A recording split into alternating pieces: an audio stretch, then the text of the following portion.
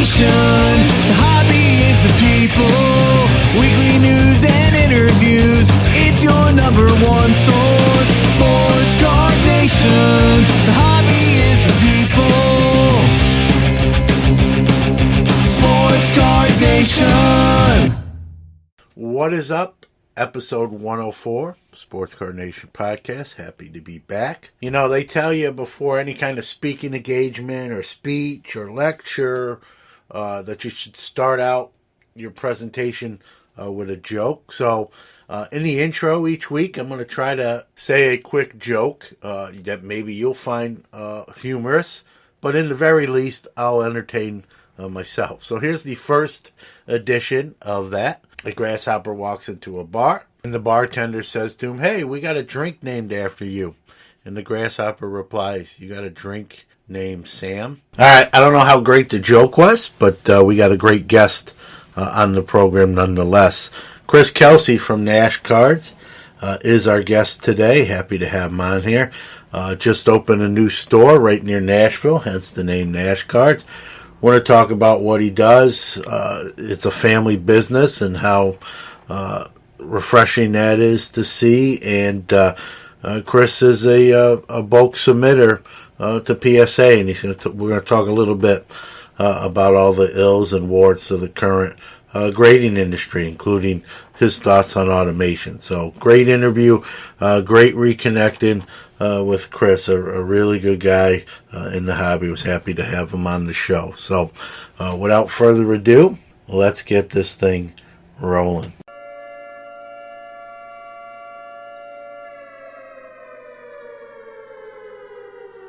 Time for this week's incoming product releases.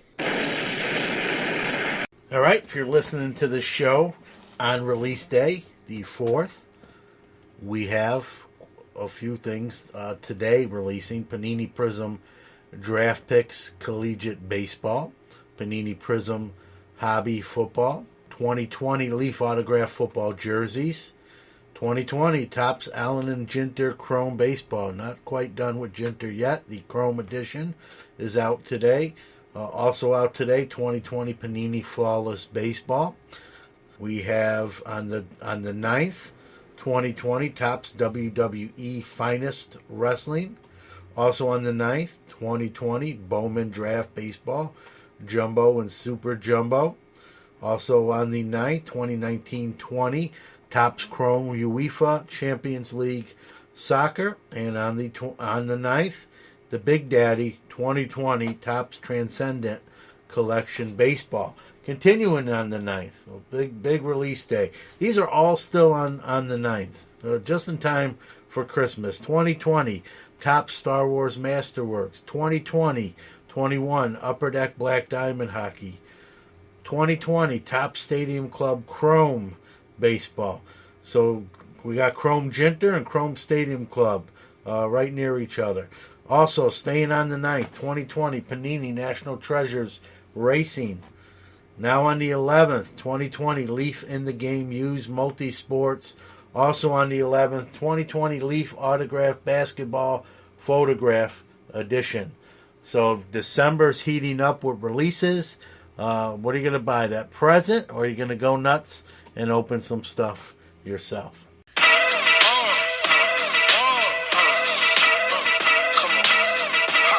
It's time for What's Cracking.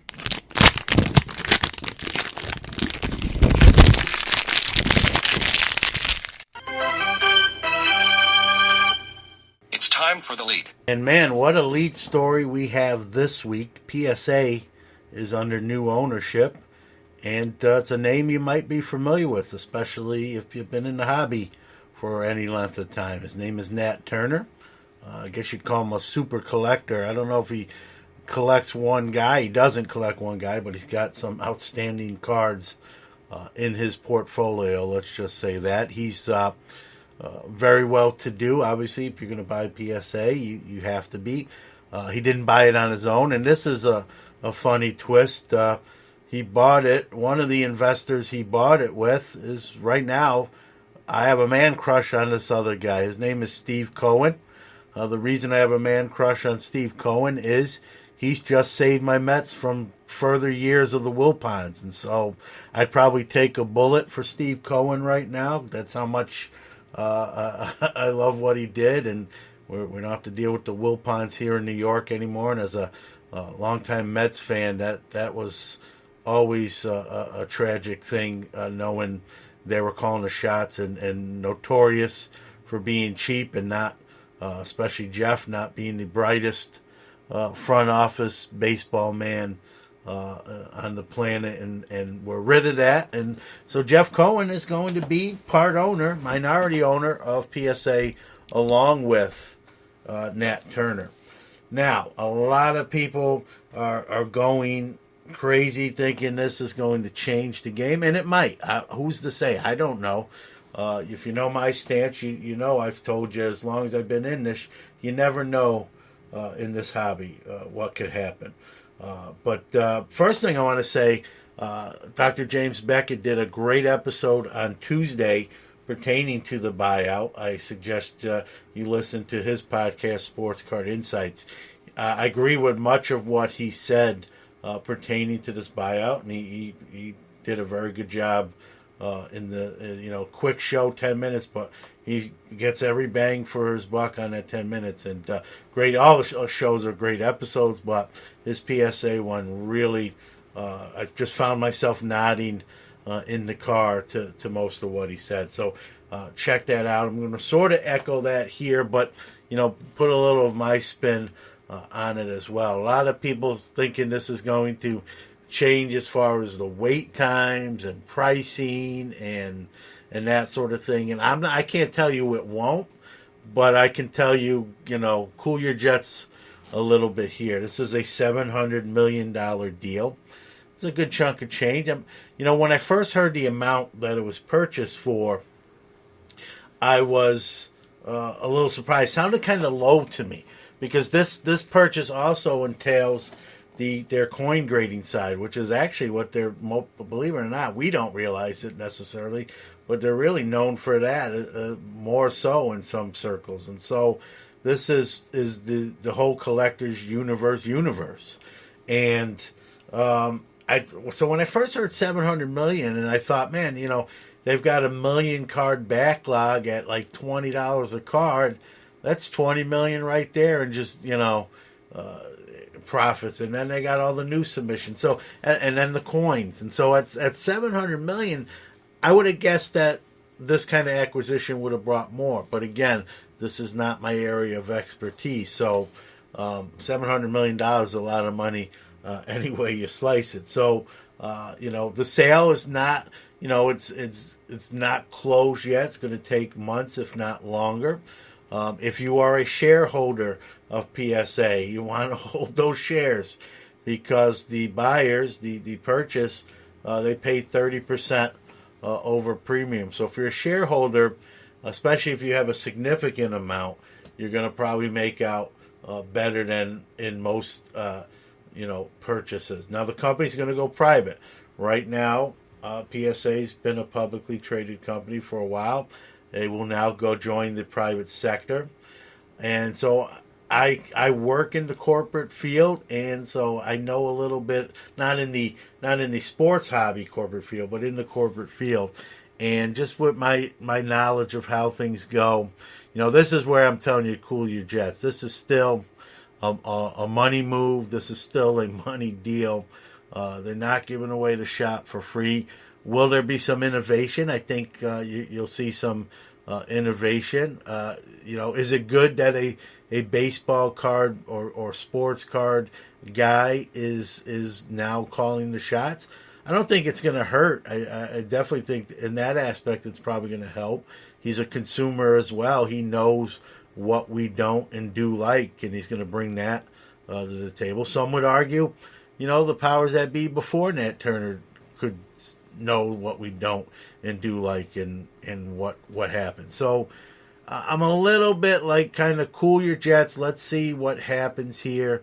Obviously, having someone that does a lot with grading cards isn't going to hurt, I don't think. Now, I always thought about this, like, with it being a publicly traded company, now not like, with Nat Turner being basically the face of PSA now, and the majority owner, how does that work when he wants to sub cards for grading to his own company? How does that go down? Does he have to give them to someone else and they sub them under their name? Is it a conflict of interest? I'm going to stick up for him in this regard. He was subbing to PSA before, so it's not like he bought the company all of a sudden to, start getting tens. He was getting grades before. Just how do you do that now without someone saying or accusing you? It's kind of a slippery slope. I'm sure they'll figure something out. It's not going to be bothering me too much. This is someone who graded quite a bit of cards before this transaction. So I just my fear, I don't want to say even fear, my concern would be, preferential treatment. But if you know anything about Nat, I don't know him personally, but everything I've heard about him and from people who know him and read about him, he's a pretty stand-up, above-board dude. And so I'm going to give him the benefit of the doubt in that respect. So that's on my list of concerns. That's truthfully on the bottom of mine, where it's on the top of some others. I'm just, it's a money deal in the corporate world. I can tell you, I work, for a company that, bottom line is the bottom line. It's called the bottom line for a reason. And no one's going to spend $700 million to, lose money or not make money. What that means, does it mean there's going to be an increase to maybe slow down kind of what they've already done, to slow down some of those lesser valued cards that are influxing the grading card landscape? Is there going to be more increases but less wait time? And we're going to see automation that's been rumored in grading. We've talked about that with many of the guests on this show, especially the last month or two. So, I don't think it's the, knight in shining armor necessarily like a lot of other people do. I think I'm just kind of in a wait and see to see how this all transpires. But you know what? I'll say this. I don't think it's going to be bad. I think, there was a lot of other people who could have probably made this purchase and it be a little more nervous time than in this case. So I guess the two words I'll use is guardingly optimistic. 60% of the time, it works every time. Got a cool little plug from a Hollywood superstar, author, actor, Tay Diggs. If you follow the show on Twitter, we post one card a day highlighting a player and card from the 100th anniversary Centennial Negro League set, where the artwork's done by Craig Greinler, who's been on the show. And so each day we highlight the cards in order. I believe we're in the 120s now. It's a 184 card set. We started with number 1, so we've done it for about 4 months now. And each day we post the card, talk about the player, give props to Craig. I usually tag Craig, Greg, and the Negro League president Bob Kendrick, and a lot of times they'll actually retweet my tweet, which is very cool. And I decided to do. It's a great set. I actually own 2. One to open and one I keep closed. There's only 5,000 made. I know from posting it each day, people have responded to the tweet saying they went out and bought a set as well. I don't get a commission. I don't want a commission. It's just something I believe in. And if we think about the Negro Leagues, how they were a bridge to the current major leagues, obviously they weren't given a fair shake. Many of those great players were comparatively even better, at least what some say, than some of the legends of the game that we know of, many years later today. And important part of history, my feelings and thoughts on Jackie Robinson. That's my guy. He got his start in that league as well. So it's very important. I don't want to say I'm a historian, but I'm a guy that believes in the past. Like there's a reason, there's a timeline, and there's a reason things happen. and it's an important part of baseball history. And so each day, like I said, we highlight a card. And so earlier this week, I noticed my tweet got retweeted, and I recognized the name Taye Diggs, Hollywood actor, husband of Idina Menzel, author, been in many movies. He's been a star to stage, and he retweeted my tweet, and then I retweeted his retweet, and I thanked him for highlighting the Negro League in that set. And he retweeted my thank you, and he wound up following Sports Card Nation podcast on Twitter. So pretty cool little brush with Hollywood right there. But the bottom line, that's all nice and pretty cool, no doubt about it. But not what we intended, not why we did it. We did it to honor the past, honor these great legends in their own right of the Negro Leagues, Cuban leagues, Dominican leagues, Puerto Rican leagues. And each day, like I said, we're in our 120s, so we got about 64 cards left.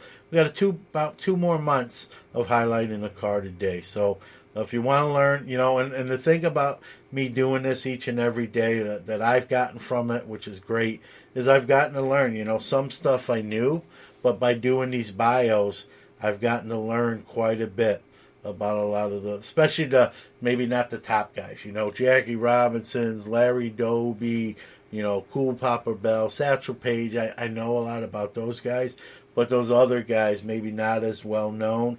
I've learned a lot about them. Many great ball players in their own right. And so shout out to Taye Diggs for shouting us out.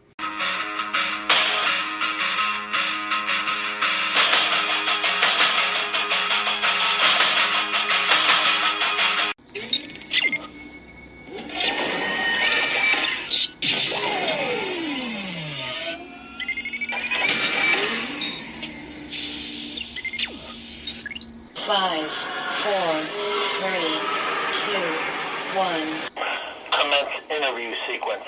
All right, happy to have my next guest on the One of One Sports Card guest line. He's someone I sort of know. We have a history, a funny story there. I'll get to that once. Let me introduce him. He's from this area originally. He's now in Nashville, Tennessee. We're going to talk about why and what he's doing and all that good stuff. But thanks for being on board, Chris Kelsey. Welcome. Thanks, John. Happy to be here. Yeah. So funny story with Chris. We both. I still play. I don't know how well anymore at age 47. But what was it? Probably 15 years ago, maybe even a little bit longer. We both played in the same league in Fulton, New York, and this league was pretty cool because they would do of all the games. I mean, this is men's competitive softball. They would do a write-up of it. Whoever had a good game, they'd put the score, and for each team, they'd kind of highlight 1 or 2, 3 players who did well. And we both played in that league, not on the same team. And I got to know Chris from the card side of things and knew where he was from. And it came up that we, played softball. And I had a couple of these articles kind of socked away, collecting dust like in a binder, and I broke it out just in process of looking through other things, and I saw a game that I played against them at the time. we both had a decent game, and we're both in the article about what we did in the game, and I thought it was kind of funny and interesting. I remember shooting them over a picture of it. We got a good chuckle at that. So we're softball buddies, and we didn't even know it at the time, and obviously a hobby background. And you're doing big things. Congratulations before we even get into them. Thanks so much, man. Thank you. Yeah. And I've been in it. I've done this a long time in the hobby. I had a store from 1990 to 95. I'm old. So kind of talk up, Chris, it's the old standby hobby podcast question, but kind of how you got into cards from the early going in the first place. Well, honestly, in about 2014, I was out in Los Angeles, and I was just really bored. And there was a place down in Beverly Hills, I think it was, a card shop. And I used to rip like Magic the Gathering and Star Wars cards when I was a kid. I had sports cards, but I didn't rip them. Yeah. And I wanted that thrill of opening a pack. I was like that. I was just chasing that. So I went to a sports card shop and I was talking to him about baseball cards. And I remember him trying to get me to buy a box of Bowman, and I just couldn't understand why people wanted prospects, and I just wanted the veterans.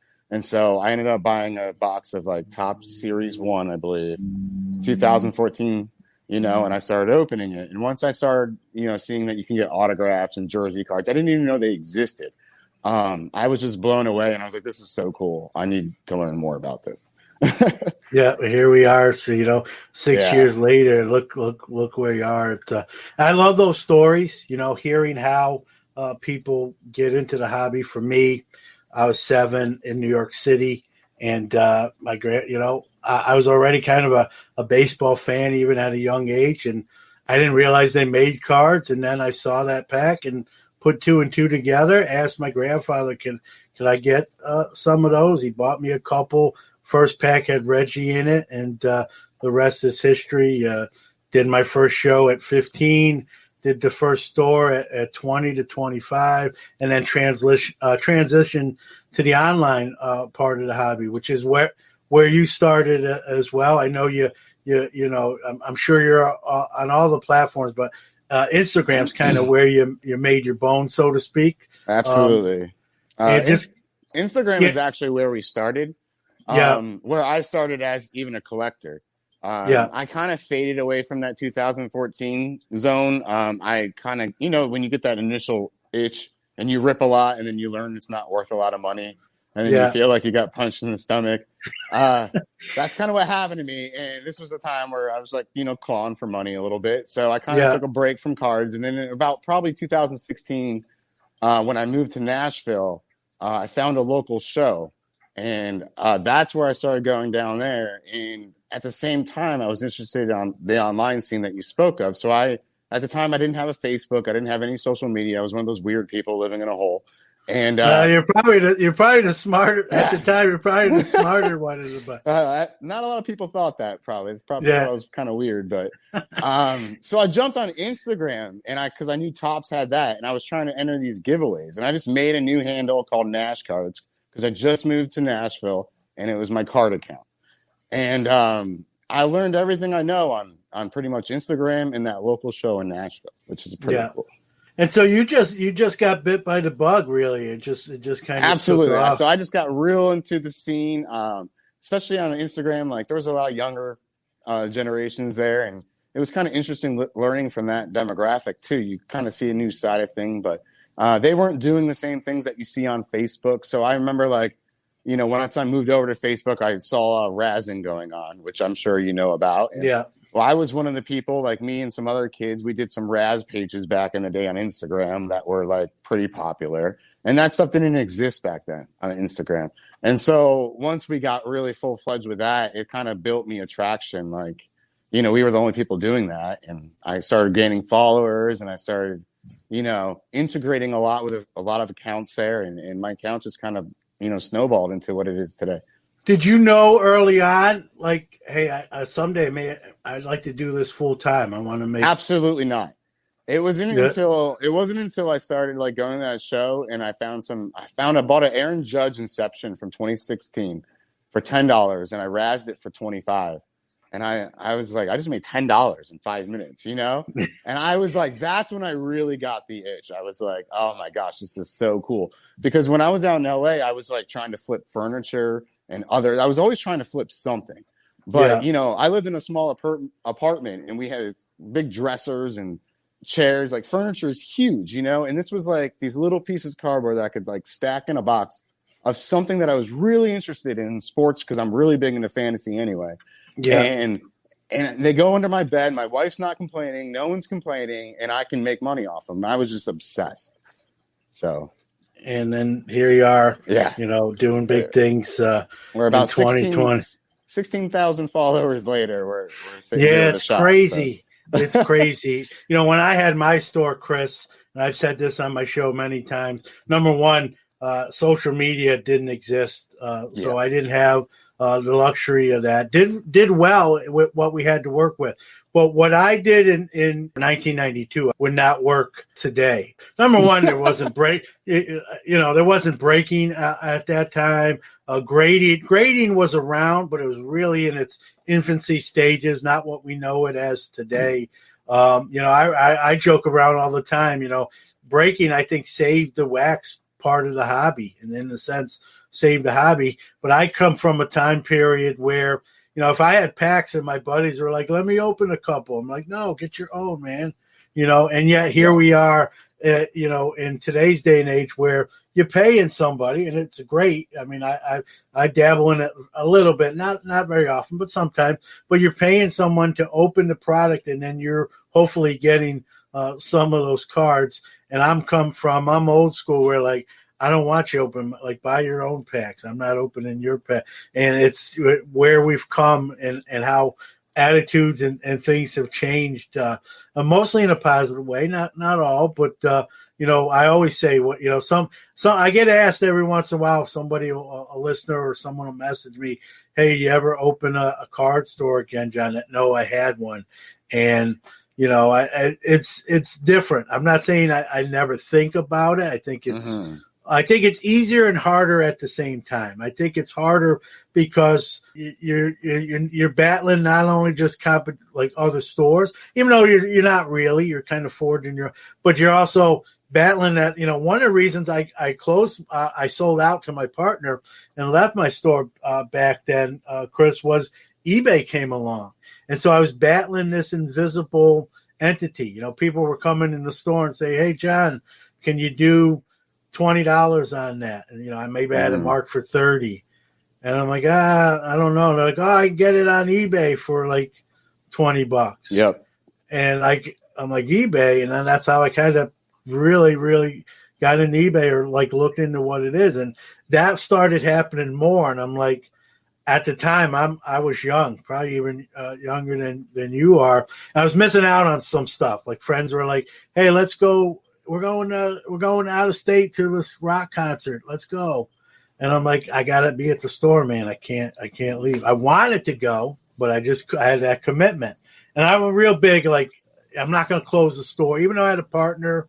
If I was my day to be there, I didn't like to skimp out on that or back out on my commitments. And so I missed some things, in my early 20s. And I just said, and eBay came along, and it was the best of both worlds for me, because it allowed me to still sell cards, but also not have that freedom, or to have that freedom to not be in that four walls and locked in. Now, I loved it. I'm not saying I would do anything different. I loved having a store, but it's a different playing field. Now, what I did in the 90s, like I just said, would not work. I wouldn't last 5 years today with what worked for me back then. It's a whole different aspect, but there's a lot of good things too. And that social media stuff that I didn't have, that's one of the positives, because that word of mouth is the best free advertising.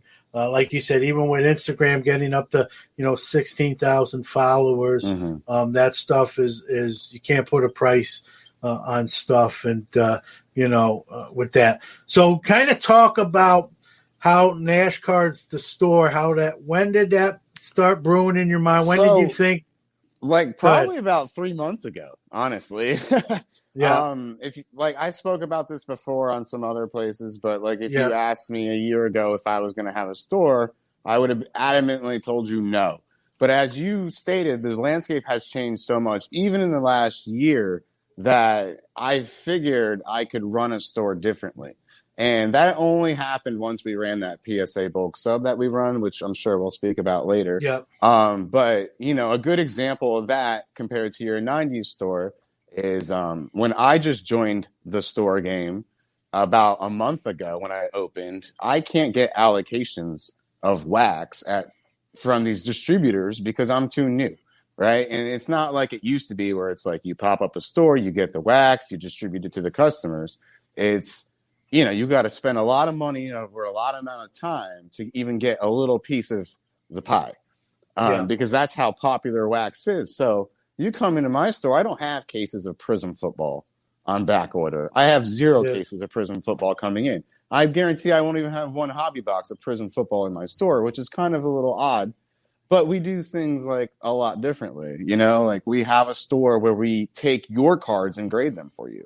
Or we have a store where a kid here yesterday said, I've never seen a store with so many PSA slabs for sale. Every player he wanted, I had a slab of something. And then I have the typical quarter boxes, and I do have wax, but you know, since that field is different, I have to offer something different in order to compete.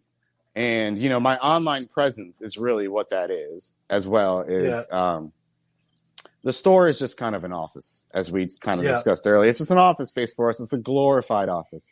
When my guys work in the back, they do our PSA. We do our online stuff there. We generate our revenue there, and then we make friends coming in the door. And we hang. I get to sit out here, hang out, rip cards with people, and just have fun with cardboard. So and you've adapted, and you make a great point, Chris. You make a great point with the wax. Now, I don't want to keep talking about me, but just to show you the difference in today's day and age. When I had the store in the 90s, I was direct with Topps, Upper Deck, Fleer, Donruss, Score. Some people are like, Score, Fleer, Don. What is that, right? Because we got the big two in Upper Deck and Leaf. But, you know, back then you had all these individual companies until they got bought out. But I was direct with all those. So I could get, like you said, I was the opposite. I could get cases. And as we know now, there was no shortage of those products. They just mass produced them. I remember fielding calls. They would come, hey, you need another case? Like they would call to sell me some. Hey, how you doing? How you doing on that case? Do you need any more? We can get it out to you. We'll put a rush shipment on it, and we'll get it out to you if you need another case. So they were asking me to take more product. As we know now, that isn't the case. It's hard. Even distributors wise, you gotta kind of really be there a couple years and buy a lot of the non-premium stuff, if you will, the non-great stuff to even have a shot. There's no guarantee, and it's tough. That's, you know, we see what's happening. You can't even go to Walmart and Target and get a blaster anymore, right? So it has changed the landscape. It's one of the things I think about when I get asked that question, Chris, is, John, will you ever open a store again? That's the one thing that makes me pause a little bit. It's difficult. And you know, you mentioned you can get it, but you got to decide, what is it worth paying this price? Because in turn, you got to turn around and pay your bills. And so, you know, you're thinking of it along two lines. Hey, number one, do I want to charge my customers this much for it?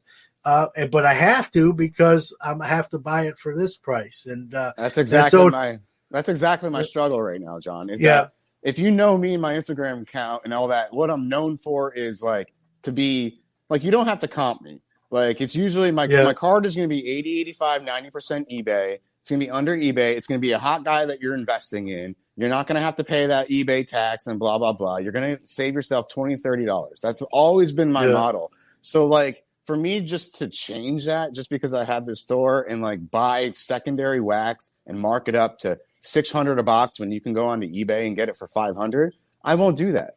Like I will never do that. So the only wax that I stock in my store is something that I can price at market price where I'm not losing money. A lot of that wax I'm breaking even on. And it's really just, you know, it's really just because that's what people to have it. Yeah. Because people come here, they Google me, and if I don't have it, they're going to be mad at me.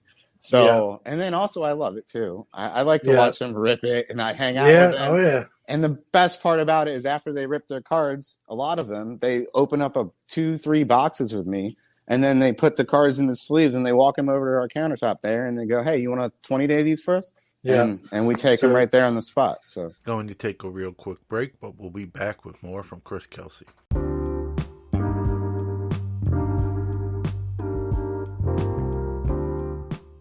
Sports Card Nation Podcast is your weekly hobby and sports podcast. Now on tons of platforms, including Apple Podcasts, Google Podcasts, iHeartRadio, Spotify, Stitcher, and many more.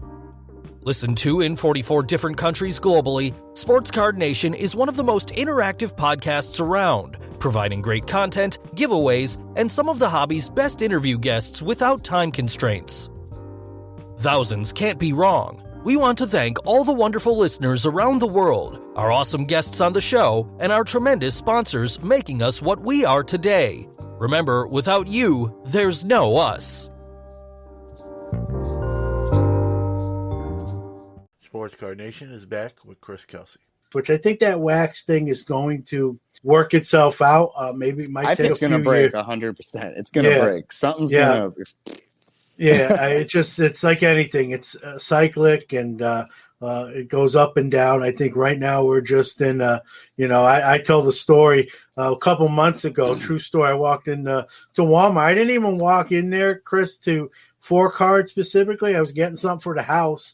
But you go to Walmart, you're going to check the card out, being a card every guy. time. And no, I don't know how it is there, but here in the Syracuse area, forget about it. It's just like piranhas. There's just bones left. And, the only thing that's even left in the card aisle, and even that's taking a hit, is that the Magic stuff, the Yu-Gi-Oh stuff. And so I got used to just going in the card aisle, looking real quick, and not seeing nothing and doing my shopping and getting the heck out of Dodge. And so, but I always look, you never know. Right. And so this day I went, this a couple months ago, like I said, and I went in the card out, not expecting much. And there was a lady already there, and I could see, I was at a distance where I couldn't see. She had the whole display in her, like this on her arm. I couldn't tell what it was yet, but I went in the card aisle, and initially I kind of looked on the shelves first, and those were pretty much what I expected, cleaned out. And what she had on her arm was Optic basketball. It was fairly new at the time, and obviously bringing a lot more money than the $20 a blaster that you can buy them from if you found it. And she saw I was in the cards, and she was actually a nice lady. She said, "Hey, I'm taking this whole display, but I'm willing to be nice. If you want a couple of these, I'll let you have them." And I'm like, "Nah, I could have," but I'm like, "To the victor goes the spoils." And she says to me, true story, she says, "I really don't know what these are, but I know I'm going to put them on eBay and probably make three times what I'm going to pay." And at the time, they were probably going for about $100 a blaster. So she was actually underestimating what she was going to get. She's probably going to get 4 times, if not 5 times, what she was about to ring them up at. And but the moral of the story there was here. That's where we are with the hobby. Where here you have a lady who has not in the hobby. She's not a collector. She said as much to me. She didn't even know anything about the product other than, "Hey, I'm going to flip this and make 3 times her money."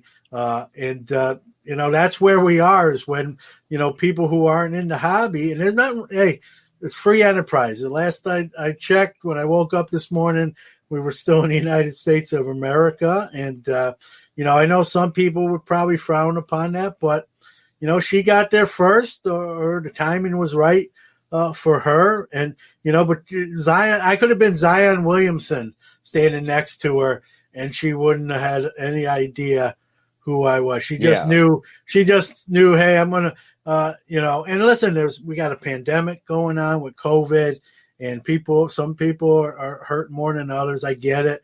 And I think she just saw an opportunity. Hey, I'm going to buy this for 20 and sell it for 60.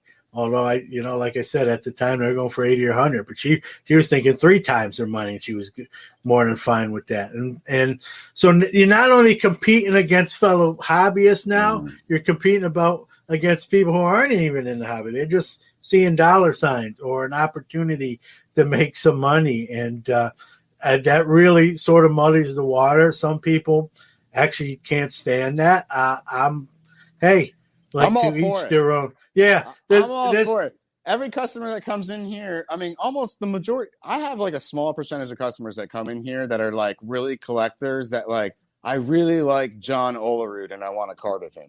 You know what I mean? Like, Yeah. Majority of them are, I mean, they're collectors. We're all collectors, but the majority of them are like, I like Kobe White. I think he's going to be better and his market's going to go up. So I want to buy him.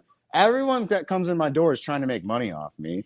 And I could either be a salty, bad business owner and be like, no, I'm going to get every dime. Or I could like sell things at my margins where they make money, I make money, everyone makes money, we're happy.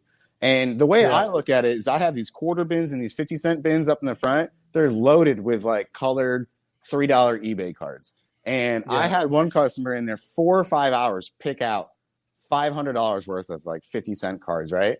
And maybe not that much, like 300. And the way I look at it is he's going to go home and put them on eBay. And I'm all for that. Like, he's going to go home, put them on eBay. He's going to make a couple $100. But the way I look at it is back and get some. He's going to come back and get load up again. Well, if I would have had to pay my employee to do the same thing, it's the same wage that I'm paying an employee to pick that box. Yeah, so he's just my like contract employee picking my boxes. Yeah, without having to pay. Yeah, and he pays you instead. And exactly. And that's the way to look at it, Chris. That's the thing. Everyone, we got this thing where everyone. I sell cards to this day. I have Newman Sports Card, which is just an online presence. And we're in a stage now where, like, if you sell cards and you don't have a storefront like you do, like where I'm at now, just an online presence. I pay sales tax. I still have a sales tax. It's not like you have to once you get up to a certain amount, you're going to get hit. But there's a negative connotation now going on in this hobby that if you flip cards or you sell anything, that you're bad or you're just in it for the money. And we got to get, to me, when I hear that, like it drives me nuts because number one, who cares? Like you said, and number two, who's not doing their job for money? Who doesn't do their job for money? We all work for money. That's what we do. But it's a lot. I don't know what it is. I don't know if people have kept with everything going on with the pandemic and people are getting kind of angst and mad and grumpy. I don't know. I'm sure jealousy is sort of an issue with some. Hey, I can't sell my cards and you are. What are you doing? And I'm not doing yada, yada, yada. You got to look with them. Maybe you're pricing them too high. You know what I mean? It's not that I'm doing something bad and hurting you. It's maybe you got to look inwardly. And so we got this time in a hobby where it's just real easy to critique and pick on other people or dislike folks. And I never see, don't get me wrong. I've been in this hobby a long time. There's always been a little bit of that undercurrent.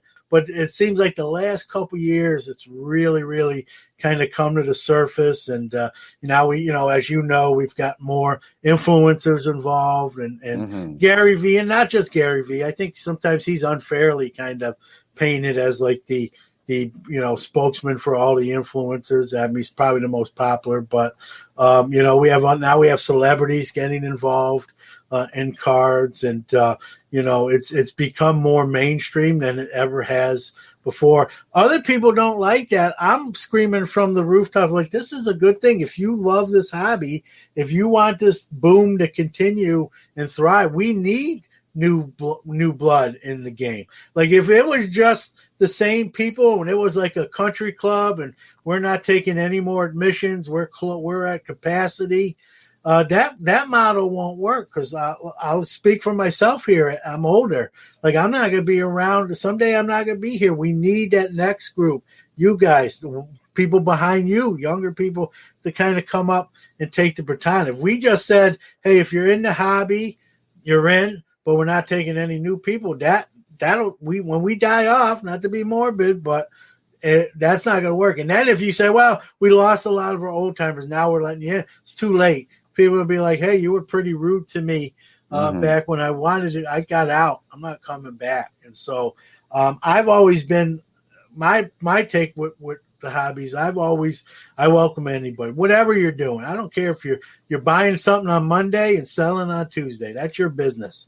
No one's going to tell me what I can and can't do as long as it's legal, and I'm not doing robbing anyone or trimming cards or taking money and not sending someone what they paid for. We got to get past this point. I know you feel the same way. It's like, especially with a store, you want as many people in the hobby. There's trade-offs you'll make, as you alluded to. It's harder to get wax because people are just buying it left and right before it ever even hits the shelves, and then distributors are making it a little more difficult, if you will. And there's all, it's just people want it before it's even out. And but you've pivoted, you've figured out how to survive, and that's just kudos to you for kind of staying one step ahead. And you spoke about, I want you to talk, I know you've been in the grading, but now you're with Nashcard, you do submission with PSA. Kind of talk about sort of your grading history, just submitting cards and then doing it kind of transition. It's a funny story. My grading history used to be one of those guys that didn't believe in it. One of those guys that's like stupid. And because it's so arbitrary. And what happened was I sold a 2014 Gypsy Queen Bryce Harper orange at a 25 when this was like in 2014 when Bryce Harper was winning the MVP. I sold it for like $250, I think. The dude that bought it sent it to BGS, got a BGS pristine grade on it, and sold it for like $1,200. And in front of my face, which I was all about, by the way. People get mad about that, but I'm all for it. But it taught me a lesson right there, watching him just sell that in my face. I was like, dude, like, why? I knew that card was, a tough card to get in good condition, and I knew it looked perfect. So I was like, why am I just like throwing money away? And from that day on, I just started using BGS. And this was back, as you probably remember, when they were like $12 a card. Yeah. 10-day, I think it was. Yeah. So the good old days. Yeah, the good old days. And that, it kind of grew from that. And when I really got obsessed with grading was when BGS was doing the RCR at shows. And I discovered that. And that was back when it was like $8 a card, $7 a card. And so I used to travel the East Coast looking for BGS RCR and just taking raw cards and just throwing them at them and then flipping them on Instagram. And that's where I really got the itch of like, hey, like instead of having to go to a show and pick out, like find a guy that doesn't know he has a Mike Trout in a cheap box or try to find a really good deal, like I could just pay eBay or pay full market, buy these cards, process them, and make money.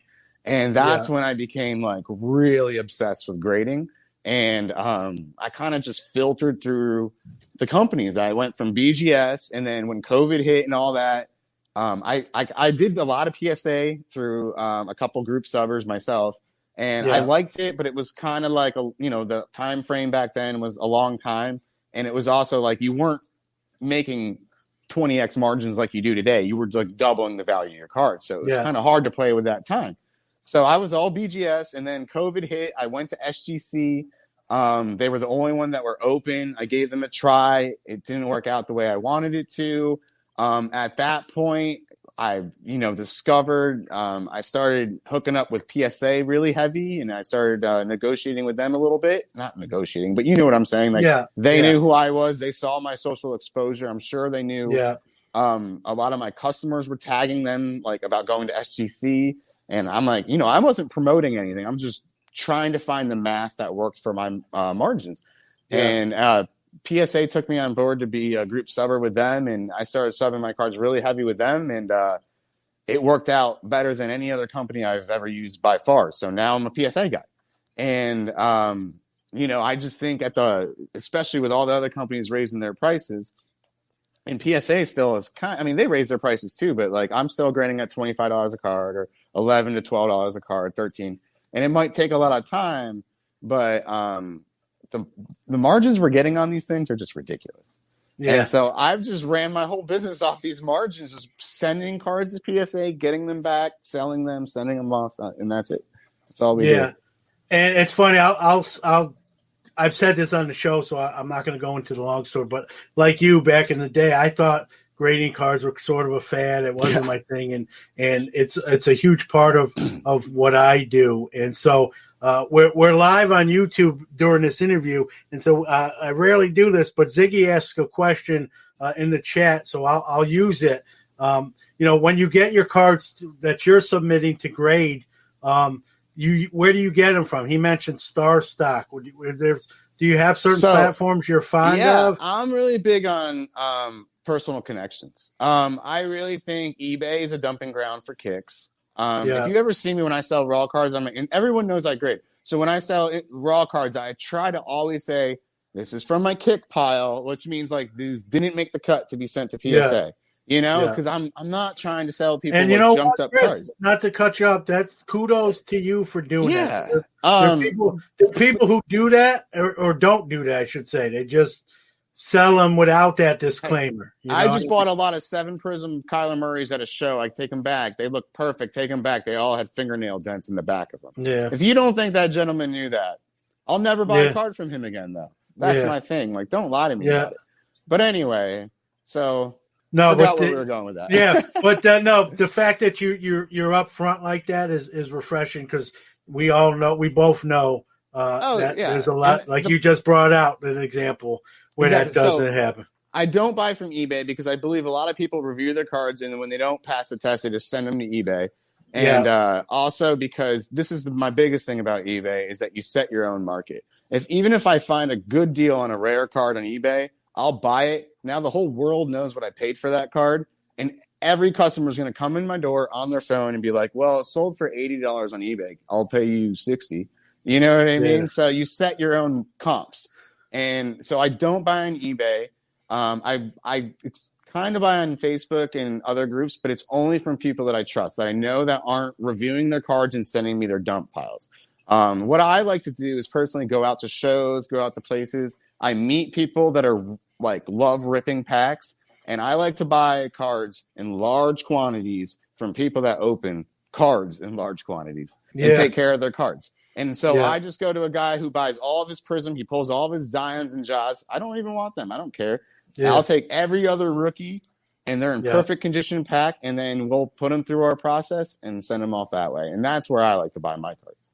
Yep. On average, how many cards would you say you personally, like your cards, do you submit? Do you think, again, I know that varies. John, since the store opened, I'm a mess. I can't get anything done. I have a guy that I try to get to review my cards throughout the day too. And it's still like, we have so much to do. We're always being pulled in a different direction. If all was normal, I would say at least 500 a week. I would be out on my personal cards. I think right now we're probably flirting in the low 100s, which is awful. It's going to make me just pick it up this week. Guys, we're going to work. But my goal is like 300, around that range. I will say, though, it's changed a lot in the last month. You always have to adjust. And that's the thing that's really important. People complain about price raises. You know why they happen? Because we're all making a lot of money off them, and we're dumping our cards to them. So, you have to adjust what you're sending. And so nowadays, it's not about as much of the quantity, because for Ultra Modern, their lowest price point on my site is $16 per card. 6 months ago, I was paying $9 a card.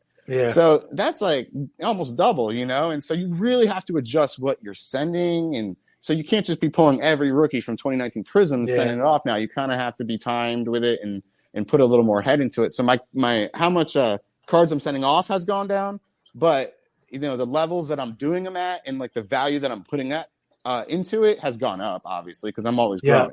You're being more selective. You're being more strategic, which is just smart.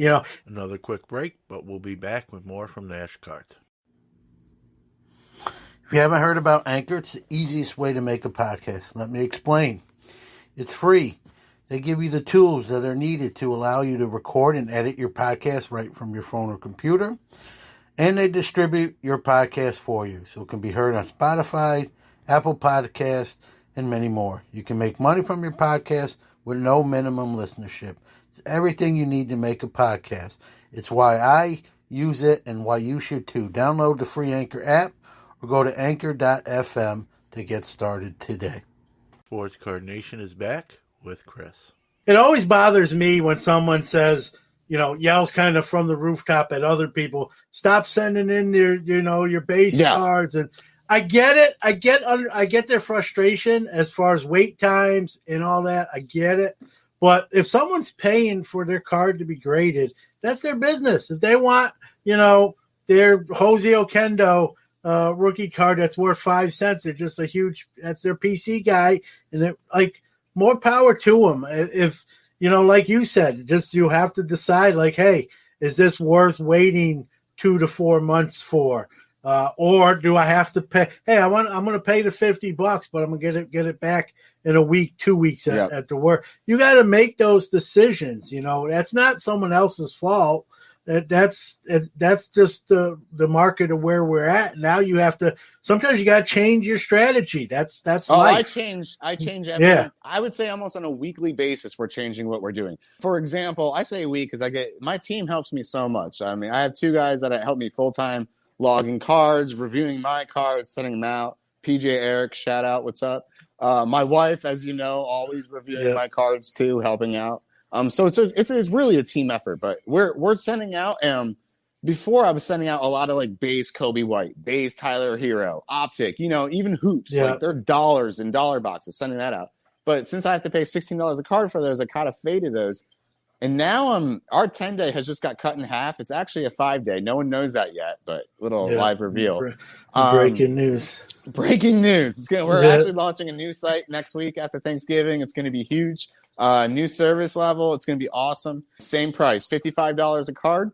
And you send it off 5 days service level for PSA. And I'm doing that like crazy right now. Even on like DK Metcalf, I found some Prism of him, base Prism. I'm sending those 5-day, John. Base Prism. Because the way I look at it is the card is like $50, $60. You put $50 into it. They're selling for like $250 as a PSA 10 last time I checked. Yeah. So those models, as long as these eyes work okay, where I can pick out the 9s and 10s, I'm breaking even on 9s or making money. I'm making bank on 10s, and we just do that as much as we can. Timing's important. Like that's the going rate. Absolutely. Now. You want, how I'm guilty of this myself, Chris. I'm usually not the quick turn. I'll just send them in at the $10, $15 level. When I get them back, I get them back. They're generally cards I know I'm not going to get until 3, 4 months, 2 months on a good sub. And I know that.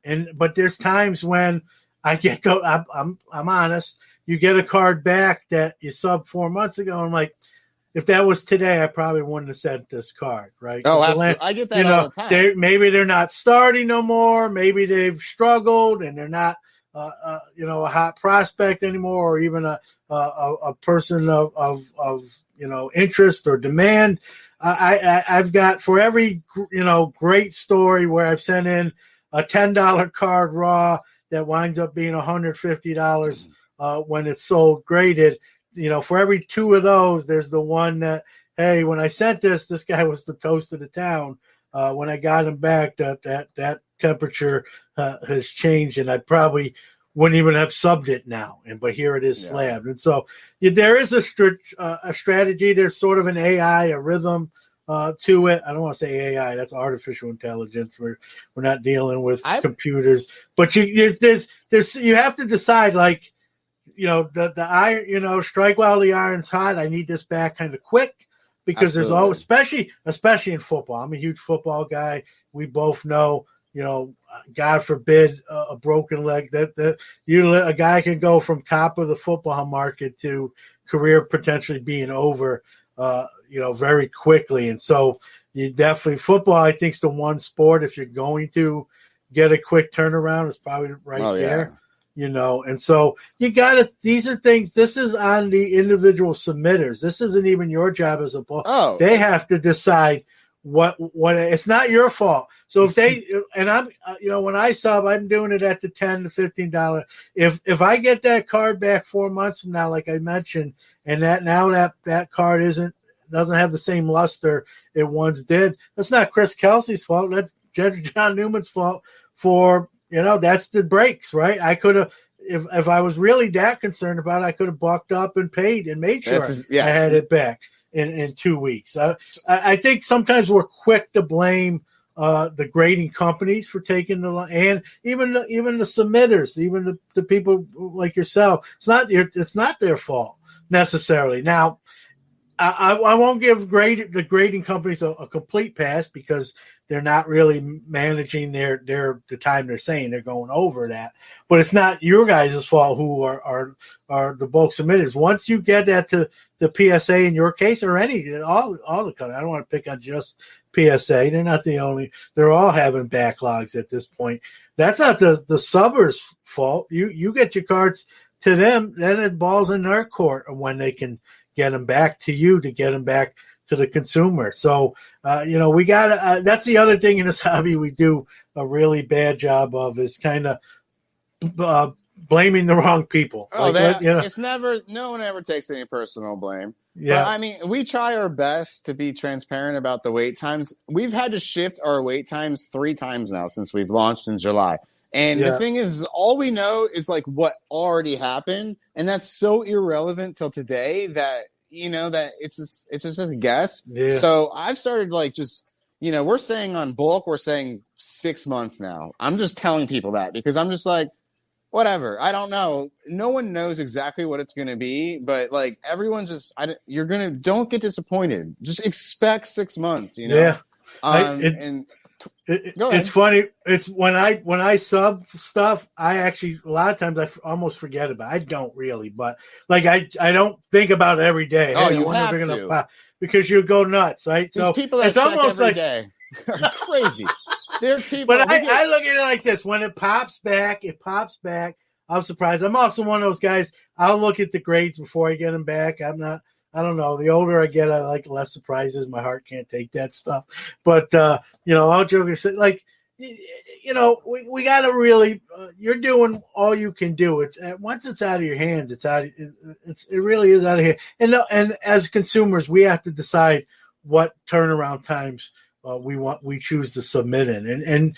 And I have done a little quicker turnaround time for certain cards. You can do that. They're pretty consistent. At least with PSA. I mean, I know with BGS, we've sent something there recently. I do use them for certain stuff every now and then. I've sent a 2-day there. Of course, I had to pay $170 to get it shipped there and back and for a 2-day. But it got graded in 2 days. And then when I send to PSA on a 2-day and 5-day, I mean, they're on those ones. It's those bulky service levels that get real backed up, or really past the due dates. What the PSA 5-day? How are they running? The problem, John, is that when people use us or when you use a submission, and even when you just use PSA directly, you still have to ship your card to them. They still have to get that package from the post office. They have to open it. They have to sort it. They have to put it into a pile. They have to get into a line. So there's all these extra days built into that service level that people can't wrap their head around, it seems like a lot of times. The 5 days have been true to time for us. As soon as it gets checked into PSA, within 5 days, it's popping. But, that it's getting to that check-in, that's the struggle. And it's even with 5 days, they've been really good with checking it in like 2 to 3 days after delivery at PSA. But even those 2 to 3 days, people are just like, all right, it's already day 3. Is there any word on it yet? I'm like, it's not even in the system yet. I give you credit, man. I don't know if I could I don't know if I could do it. I'm a little grumpier. I think I'm not really grumpy, but maybe a little bit more. You're probably a nicer guy than I am. Someday it depends on when you catch me. But every time someone comes in here and they go, "Hey, I sent you a message on Instagram," my heart drops. And I go, was I bad or was I good? I'm like, I'm sorry if I was. Well, that's the other thing. They think like they're the only person in the world. They don't realize like how many other people are it's the world, the sun revolves around me thought process. But that's probably why I couldn't do it. You know what I mean? Yeah. I just wouldn't be. I wouldn't probably deal with that aspect as good. Well, the beauty of our system is I built this wonderful platform email called support@nashcards.com, and you email them, and it's two of my good friends from in Philadelphia when I grew up around that area. They live in Philadelphia area. I went to elementary school with the husband, the wife I went to middle school with. Good friends. They'll answer your questions all day long during the week. Send them whatever PSA questions you have. That's what they do, and they will answer you. You send them to me, I might get a little, sassy, a little, stop, leave me alone. That's I'm with all right. my family at dinner, stop calling me kind of thing. but that's why I love the system that we built. It's like, at least I have something to throw at them. Like, I have an automated message that says, thank you for your request. Please send it to support@nashcards.com. Yeah, and we'll take care of you.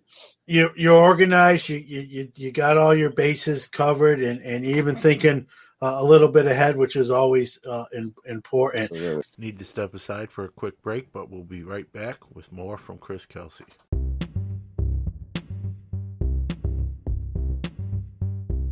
One of One Card Shop offers a tremendous breaking experience, great customer service, and they're constantly pulling fire. Steve and his family take care of you like one of their own and treat you right. Anyone can break, but no one treats you like One of One. Come check them out on Instagram at one_of_one_card_shop. For all the hot breaks, get a gold mailer headed your way.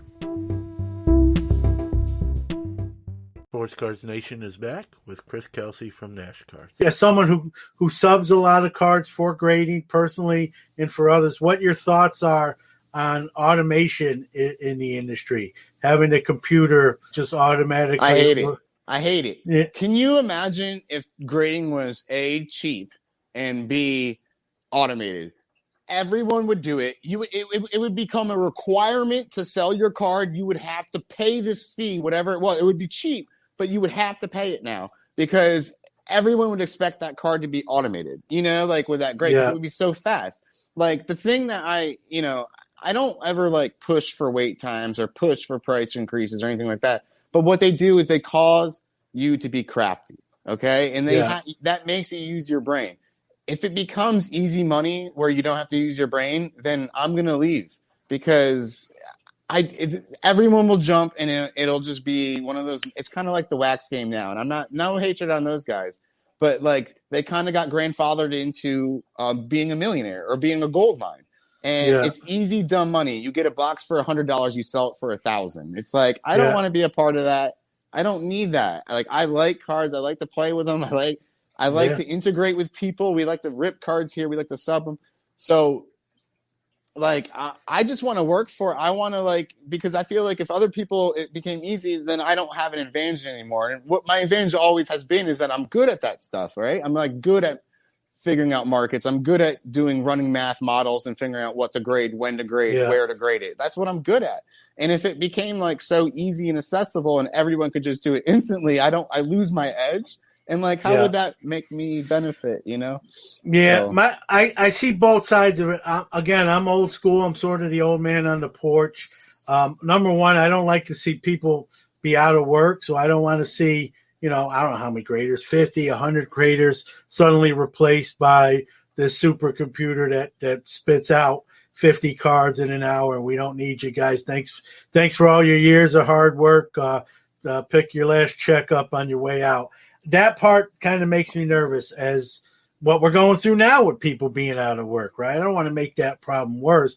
The analogy I use, I don't know if it's a good one or a bad one. We see this in Major League Baseball. They want to I was going to say that. They want to replace the home plate umpire with Quest Tech, that computer that just automatically calls a ball and strike. I don't really like that. I like having that guy back there with the chest protector. Do they make bad calls sometimes? It is. The graders sometimes miss grade stuff. It's the human element, right? I'm all for the human element, and I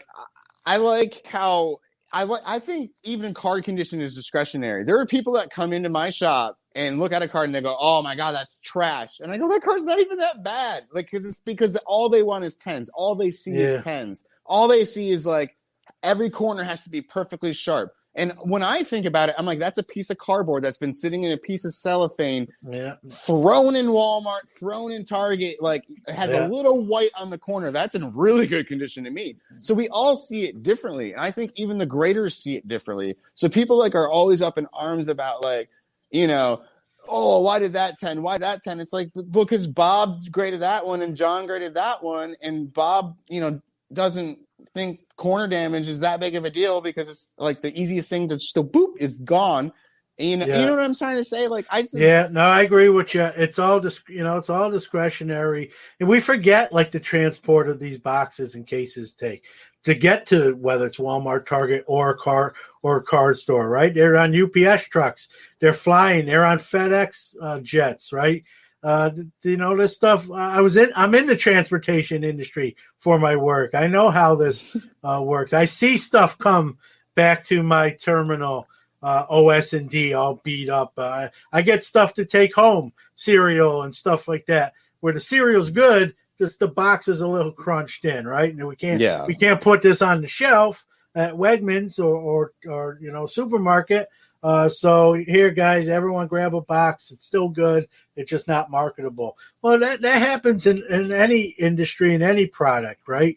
And so you gotta be realistic. It's why do we think 10s sell so well? If they were that easy, the price would come down. First off, so you can't have your cake. You can't have your cake and eat it too. Sure, Absolutely. People who want, the argument I get, and I had Matt Greeny from My Slabs on, a great guy. I love Matt Greeny. Yeah, he's for automation, and I get his point. Yeah. Matt. But I'll stick up. I love Greeny. You tell me that now I hate him. No, I don't really. Matthew. I'll stick up for him a little bit. Here's his rationale, whether you agree with it or not. And he makes a good point. His point is, me and you are graders. Chris and John are graders at PSA. I had a fight with my wife this morning before work over whatever. And I come in, and I'm sort of on edge, thinking about in a bad mood. And so I'm looking at someone's card, and it's between a 9 and a 10, or a 9 and an 8, maybe might be a better example. And I'm in a bad mood, so I'm like, that's an 8. And you had a great night. You went out to dinner. You had a great night playing with Max. And you're in the work. You're coming to work. You're on cloud 9. And the opposite, right? It's it's an 8 or 9. It's close. I'm at 9. Good for this guy, right? But, you know what I say? That's his.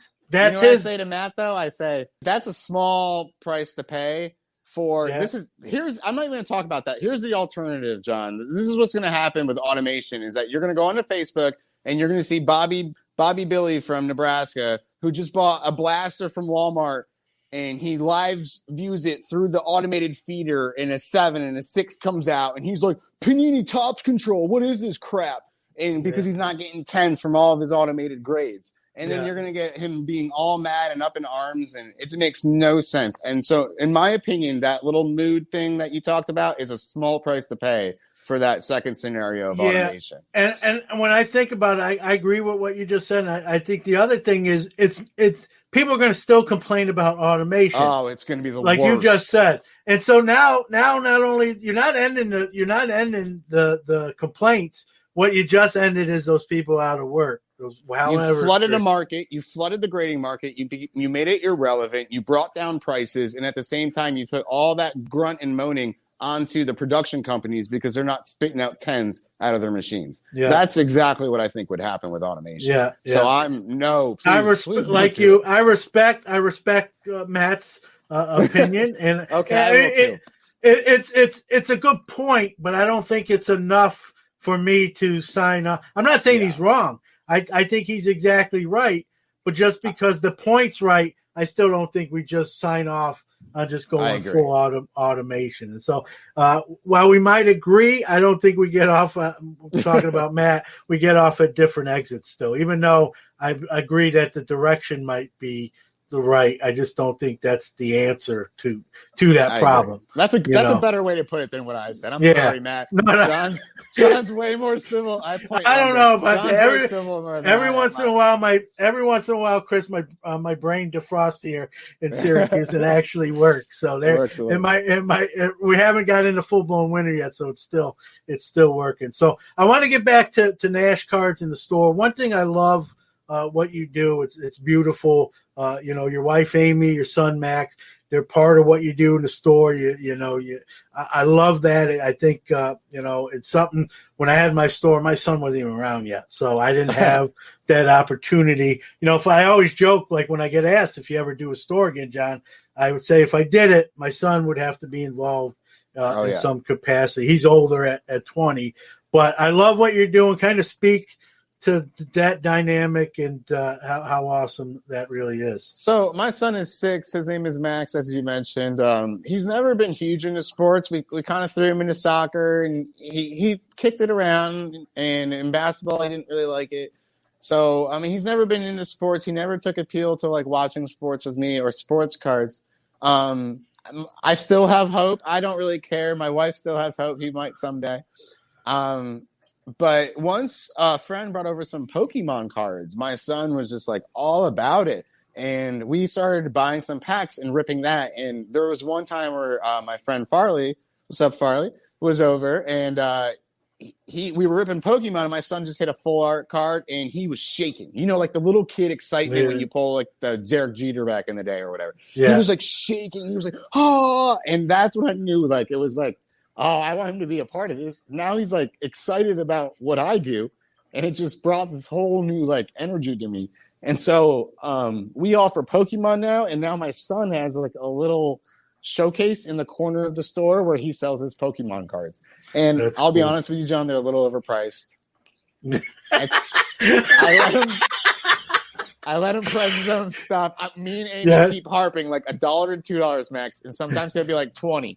And I'm like, so sometimes I have to make up the difference. He drives a hard bargain. Yeah. We're going to have to teach him a little bit of comping, eBay sold comps and stuff like that. But, you know, he's only 6. I'm not dogging him. So what's up, Max? You're okay, buddy.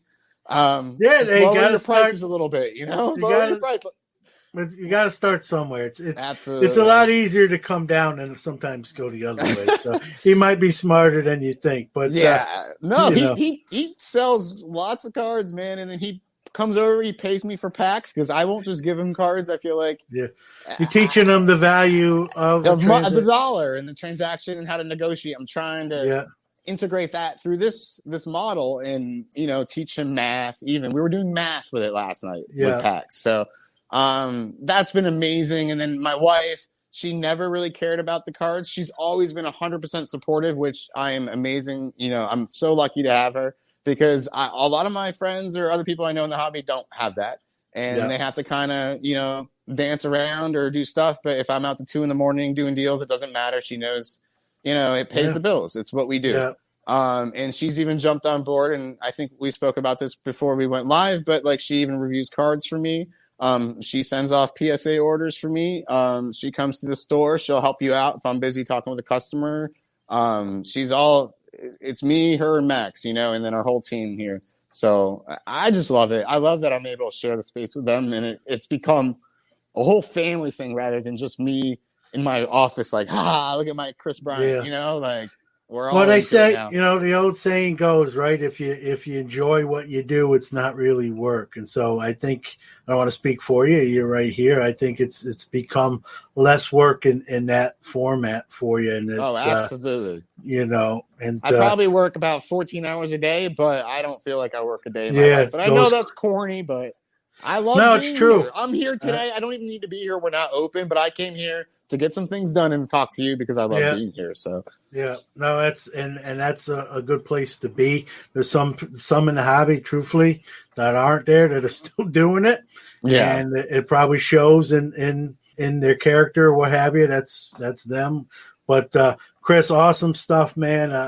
You know, as someone who's been in the hobby a long time, seeing that with Amy and Max, it's really, really cool. I definitely wanted to have you talk about that and highlight that. I'll give you the final word here as we're kind of wrapping up, where people can find Nashcards, the store, where people can find Nashcards to submit their cards to PSA and anything else, your Instagram handle. Take your time, give out all that stuff. As I said, we started on Instagram. That's probably one of our most popular avenues. That's usually just me. I used to sling a lot of singles on there. I'm hoping to get back to that maybe next week. It's just been so much pull back and forth here. You can always hit me up on DM there. It might take me a while to get back to you, but I will get back to you. You can find us at www.nashcards.com, especially if you're interested in PSA. That's where you should go. Read the procedures, read everything before you ask my people questions. Just do us all a favor. Read, people, read. It's all there. But also, we are launching a new site after Thanksgiving. It's going to be the most amazing thing that you've ever seen in bulk subbing. And I am biased, I know, but I promise you, it's the best website I've ever seen. It's better than our current website. We're going to have multi... I was going to say I'm familiar with your current one, and that's pretty good. So if this is better, it's scary to think. It's scary, John. It's amazing. We're going to offer, like I said, our 10-day has been cut in half. It's now a 5-day.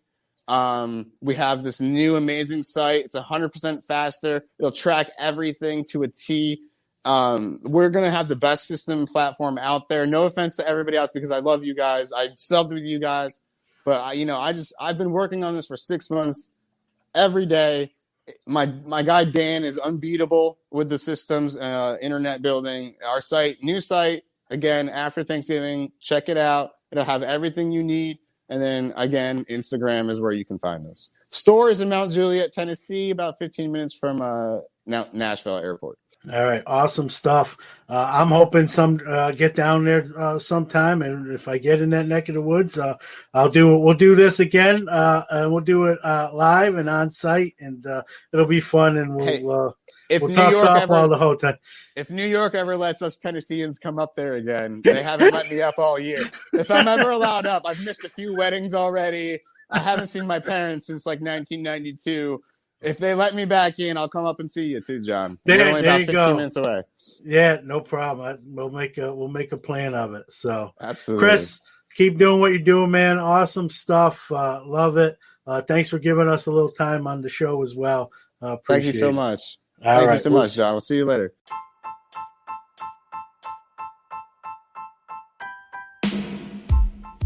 Pastime Marketplace offers a line of durable graded card cases made for collectors who want high-quality graded card storage that is virtually indestructible.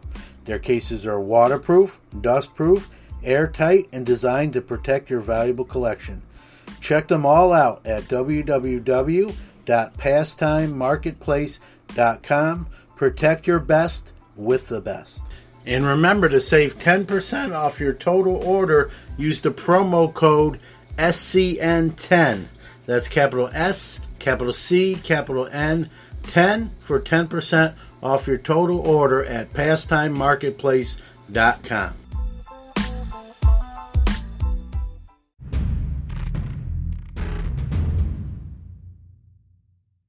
All right, another giveaway. We're back with the 1-of-1 Card Shop $50 break credit. All you have to do on these folks is retweet. How easy can you get? We're going to give away 2 of these each month for $100 total, $50 each. And the winner of this week's $50 break credit from 1-of-1 Card Shop is Brett Howard. Brett Howard at Desert Dog 99. At Desert Dog 99. Congratulations to Brett. If you hear this, reach out to us. If not, we'll post it on the social media the next couple days. So congratulations to Brett. He's going to have a $50 break credit from 1-of-1 Card Shop. Let me tell you about Iron Sports Cards and Collectibles. They're your number one source for all your PSA and now SGC submissions. They offer various service levels at the lowest prices around. They even provide the card savers your cards need to be submitted at no extra charge. Their elite status helps improve turnaround times, and their chat rooms keep you abreast of your subs and the status of your cards. What are you waiting for? Contact Rob on Facebook on Iron Sports Card Group. That's Iron Sports Card Group on Facebook. Or get a hold of Rob on Twitter at Iron Sports Cards. All one word, at Iron Sports Cards. They'll take care of you.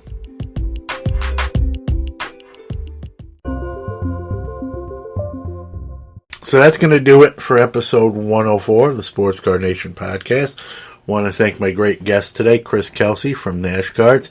If you're in the Nashville area, definitely check out Nashcards, doing big things. Him and his family, and nice to see a family in the hobby. Very important when you get to do that. It's very rare, and so good on Chris and Amy and Max for doing that together, and wish them continued success. That he will be. He's a smart guy, and want to thank you out there listening to the show, making us a success as well, and that's thanks to you folks out there. And not an episode goes by that I don't know that, don't appreciate it, don't think about it. So sincere, heartfelt thanks there. And a couple more programming notes. The Newmies are back, our annual award show. We did it last year for the first time. We're bringing them back. The Newmies, we're going to award, best new products, best high-end basketball, best mid-tier football, all these different categories, best company, all those sort of things. Again, we did them last year. We're going to do them this year.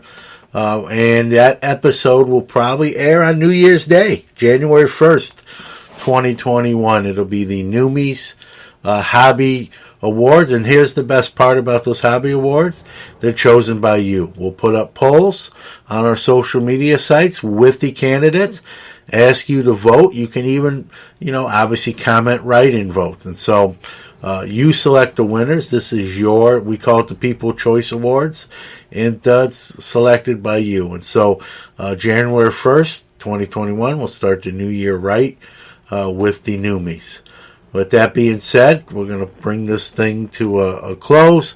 Again, thank you. We'll see you next week, where our guest is Greg Gay, also known as Night Owl Cards, big-time blogger in the hobby. Got a mass following, and good guy. And he's actually not too far from me.